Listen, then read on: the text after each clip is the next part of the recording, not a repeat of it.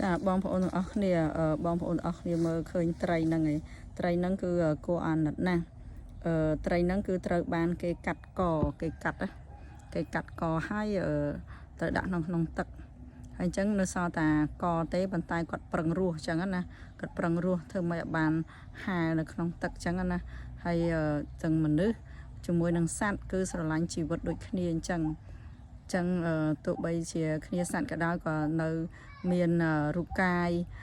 ចង់ស្រឡាញ់ជីវិតខ្លួនឯងដែរអញ្ចឹងណាប្រឹងហែទៅមុខទោះបីជាអត់ខ្លួនក៏ដោយដែរអញ្ចឹងណាគាត់ពិការត្រីនឹងពិការក៏នៅប្រឹងហែដូចមនុស្សយើងដែរ